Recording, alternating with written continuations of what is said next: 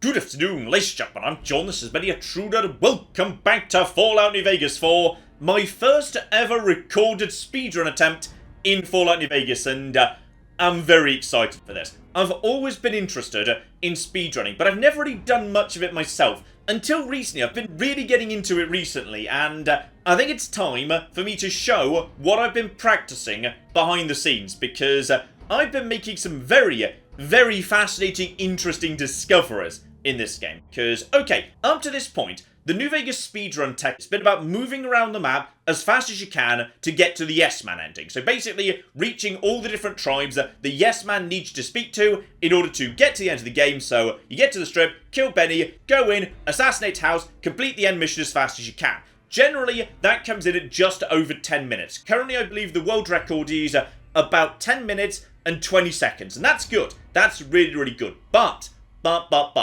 that's based on the assumption that the speedrun is all about movement speed. Now, recently, we've been making some very big breakthroughs in the field of memory manipulation, which kinda changes the entire game. So I've got something a little bit odd, but a little bit wonderful for you today, ladies and gentlemen. So, okay, this is an any percent speedrun. Basically, that means I don't need to do anything aside from get to the end. If I get to the end of the game, it's fine if I skip all sorts of other key, important, plot critical stuff. That is all absolutely a-okay. You just need to get to the end as fast as possible. So, okay. You'll notice also I've got a little timer up there in the top left. So, as soon as we click go, we will be activating that. So, 3, 2, 1, and go. Okay, immediately hit escape in order to skip the intro, and now we're going to be inside Doc Mitchell's house. And unfortunately, we're going to be here for a couple of minutes because, yes, he is rude enough to speak to us outside of a text box, so there's no technique we can use to skip all of this. So this is all fine, it's all going to be under control. Let's talk about memory manipulation.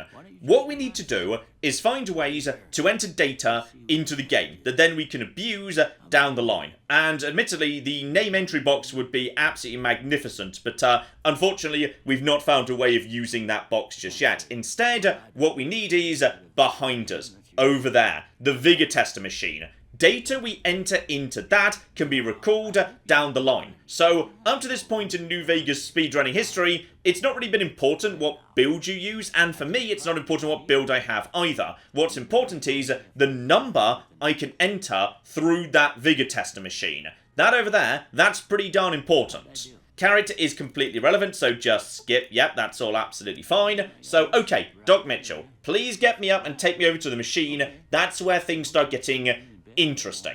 We call this mechanism the Test ID Recall Storage System, or TIRS. Now, there was a long period of time when the speedrun of New Vegas didn't use the TIRS mechanic. This was the No More TIRS route that's been prevalent since 2007 or thereabouts. But as I say, we've recently discovered some exciting new tech for it. So, specifically, the special data that we give to our character can be used down the line for other nefarious purposes. And seriously, Doc Mitchell, if you could speed this along, please, I've got things to do. So as I say, we just want to get through this as fast as possible, get to the end, but yes, it actually matters at this point. What we actually choose does matter. This is all very important indeed. So that needs to be 2, then we need to go up to 8, then down to 1, then this needs to go up to 9, this needs to go up to 9 as well. This needs to go down to 1, then we need to, yes, hammer again. I know it's invisible, but it is still there. Then we need to hammer again, just so we can burn the remainder of the points and thus crack on. Okay, and the moment that's done, we go over to the couch he's about to invite us to do. The next bit of tech we need to do is text mashing. Basically, in a moment, he's going to come, sit down, he's going to start having a conversation with us, actually inside a text box. As a result of that, if you hit enter, you can skip forward. And if you left click, you can also skip forward. If you do both at the same time, you can skip forward much faster than the game really expects you to do. So, as skills completely irrelevant, this is what we're about to start doing. So, come on, as soon as this happens. Yep, so I'm just hammering everything as fast as we can. And you can see there that his text is just going past so fast you can barely even see anything. And then he's just going to give me the standard result. That's absolutely fine. So that is all a-okay. And now, very rudely, he's not inside a text box. So I can't actually skip forward with this at all, which is very rude indeed. But in just a moment, we're going to be able to. So I just need to turn down all traits, because I don't need trait. They are completely irrelevant. And yes, I'm done there as well. So as soon as I can stand up, I'm just hammering W right now. And now speak to him again, and once again, look at that. So go, go, go, go, go. Don't need hardcore mode. Right, let's get out into the world. It's time to make this happen, though things are about to get a bit weird, by the way. Okay, now things are going to start accelerating very fast at this point. What I need now is speed, and I mean ludicrous speed. Now, we used to gain a whole bunch of speed in this game by using a reload bug, but that was really slow. So instead, we need something else, and here we go. There's a bit of a movement manipulation you can only do with a controller, which I assume is why it was never really discovered until now. So, we call this the HC movement manipulation, if I can just line it up about there. So, to do this, what you need to do is, on a controller, you put the left trigger in, left trigger out, in, out, then you shake the right stick all about. You finish the HC or Hokey Cokey by turning around. That's what it's all about. And now what I need to do is... I just need to pause buffer going forward for a second. Okay, that looks pretty good. The problem is this is a frame perfect trick. It needs to be absolutely spot on. But this does look pretty good.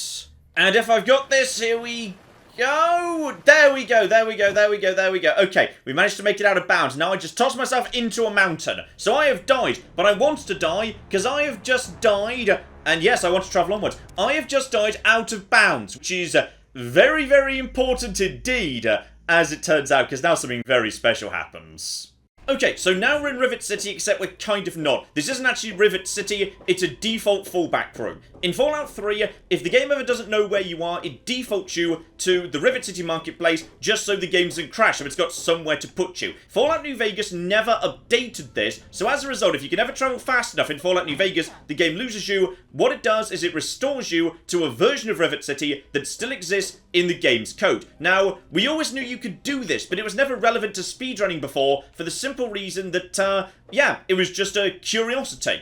However, then we discovered this little guy, because the gnome has a unique property, which is the game keeps count of how many gnomes you've interacted with. We don't know why, we assume it's connected to, like, some form of achievement that never made it into the final version of Fallout 3, New Vegas, or both. Now, for most of February, since we discovered that this was maybe feasible, we've been testing a route that involved buying and selling the same gnome over and over. That was very slow. The real breakthrough is in early March, when I discovered there is an exact movement in this corner, right here, that lets us add to the counter much more quickly, which is why I've moved him into the corner and why he's pressed up against the edge of the area, and we use the current gnome humping technique. Now, at a certain point, when you've touched the gnome enough, the game looks for something. Again, we assume it's an achievement, a perk, whatever it was going to award you, but it won't find it because it was cut from the game. Now, annoyingly, we don't have a way of checking whether we're ready to move on to the next step of the process, because it can be a bit temperamental. So, I'm being overcautious here, and I'm overloading the gnome hump counter just for safety. What we're ultimately trying to get to is a state that we call gnome lookup cancel, where the game's looking for something that isn't there. And this is what the number we stored earlier in tiers is used for. As soon as we force the game to load a new area, Fallout New Vegas looks up the tiers that we set, 28199, and it pulls it from the only place it can find a match, which is, if you're in the Steam version of New Vegas, a Steam ID code. Okay, that should be enough. So what I'm going to do now is I'm going to deliberately crash the game. But again, Fallout New Vegas doesn't want to crash, so it's going to load just about anything it can to try and avoid it, including that Steam ID code.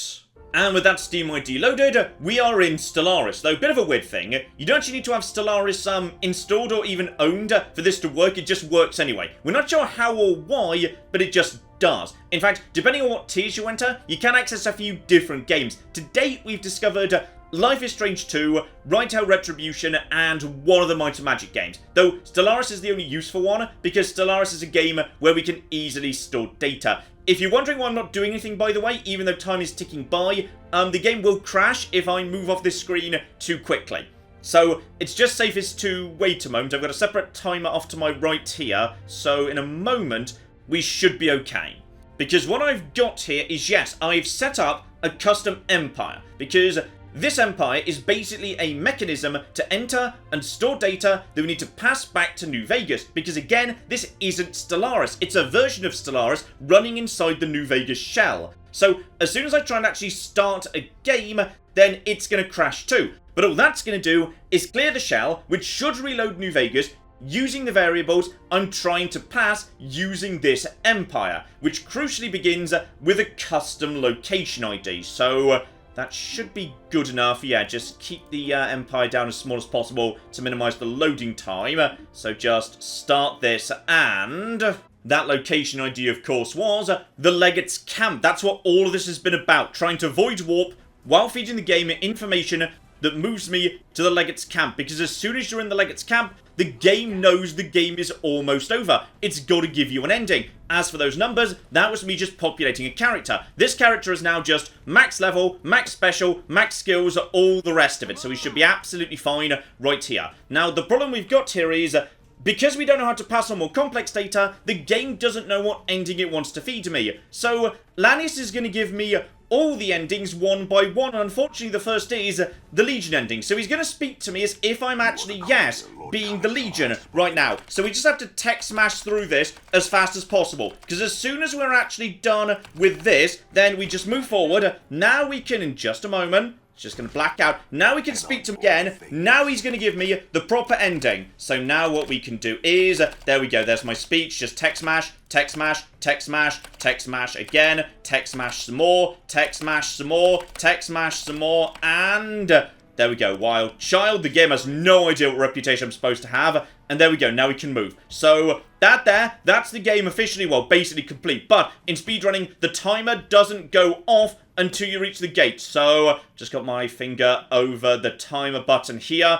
As soon as we see the flash, 9 minutes 48. That is a new world record.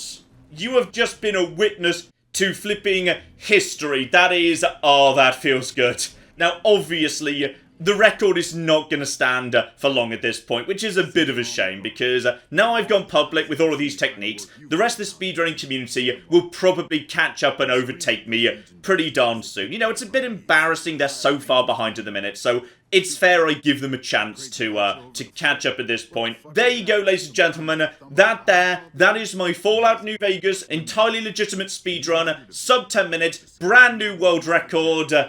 Oh, that's nice. Thank you all so much for joining me on this historic day. And who knows, maybe one day I'll do a bit more speedrunning. We shall flipping see. But I'm just gonna go have a celebratory cup of tea. Because as I say, it's not every day you make flipping history. So hopefully you join me for more in the future, ladies and gentlemen. But in the meantime, I've been John. This has been Many a True Nerd. And this has been Fallout New Vegas with the world record Fallout New Vegas any percent speedrun.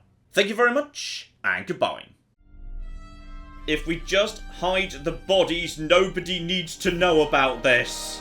Yes! My stupid plan has worked! It turns out I'm a genius! The giant rat scorpion is not gone! Oh, hang on, there's more yet, though. I'm still being very shocked. Guys, where's the NCR?